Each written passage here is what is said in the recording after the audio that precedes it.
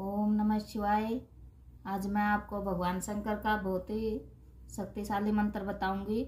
आप इस मंत्र का उच्चारण करिए। वैसे भी भगवान शंकर भोले बाबा तो भोले डोले हैं, भक्तों पर जल्दी प्रसन्न होते हैं। इससे इस मंत्र का उच्चारण करने से लाभ होता है और कार्यों में सफलता मिलती है। आप भगवान शंकर का ये मंत्र उच्चारण करें। और मैं आइए हम आपको भगवान शंकर का मंत्र बताते हैं। ओम कर्पूरगौरं करुणावतारं संसारसारं भुजगेन्द्रहारं सदा वसन्तं हृदयरविन्दे भवं भवानी सहितं नमामि। ओम कर्पूरगौरं करुणावतारं संसारसारं भुजगेन्द्रहारं सदा वसन्तं हृदयरविन्दे भवं भवानी सहितं नमामि। ॐ कर्पूरगौरं करुणावतारं संसारसारं भुजगेन्द्रहारं सदा वसन्तं हृदयरविन्दे भवं भवानी सहितं नमामि।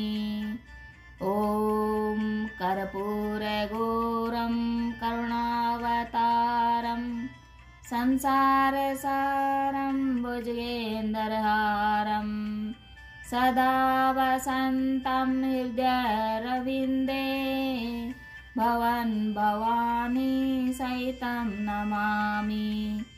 ॐ कर्पूरगौरं करुणावतारं संसारसारं भुजगेन्द्रहारं सदा वसन्तं हृदयरविन्दे भवं भवानी सहितं नमामि। ॐ कर्पूरगौरं करुणावतारं संसारसारं भुजगेन्द्रहारं सदा वसन्तं हृदयरविन्दे भवं भवानी सहितं नमामि।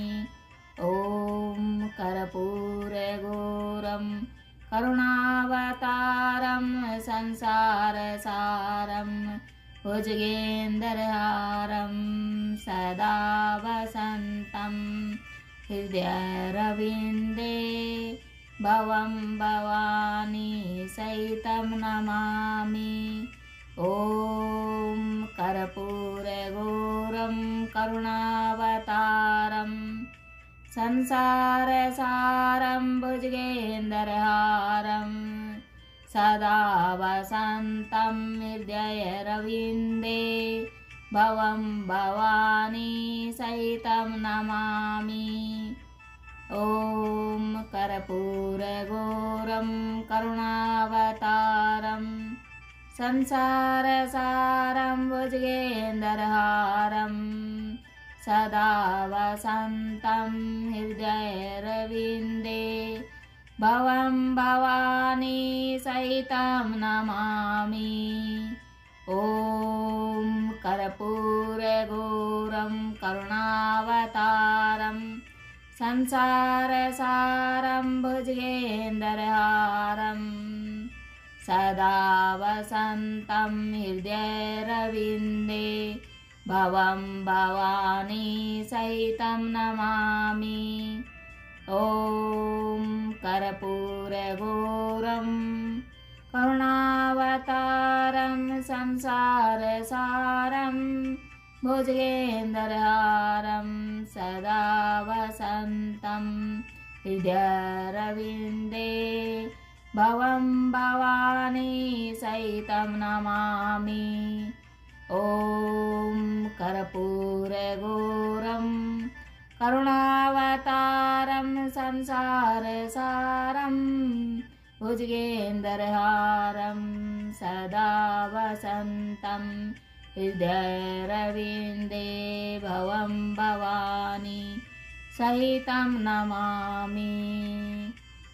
ॐ कर्पूरगौरं करुणावतारं संसारसारं भुजगेन्द्रहारं सदा वसन्तं हृदयरविन्दे भवं भवानी सहितं नमामि। ॐ कर्पूरगौरं करुणावतारं संसारसारं भुजगेन्द्रहारं हृदयरविन्दे भवं भवानी सहितं नमामि। ॐ कर्पूरगौरं करुणावतारं संसारसारं भुजगेन्द्रहारं सदा वसन्तं हृदयरविन्दे भवं भवानी सहितं नमामि। ॐ कर्पूरगौरं करुणावतारं संसारसारं भुजगेन्द्रहारं सदा वसन्तं हृदयरविन्दे भवं भवानी सहितं नमामि। ॐ कर्पूरगौरं करुणावतारं संसारसारं भुजगेन्द्रहारं सदा वसन्तं हृदयरविन्दे भवं भवानी सहितं नमामि। ॐ कर्पूरगौरं करुणावतारं संसारसारं भुजगेन्द्रहारं सदा वसन्तं हृदयरविन्दे भवं भवानी सहितं नमामि।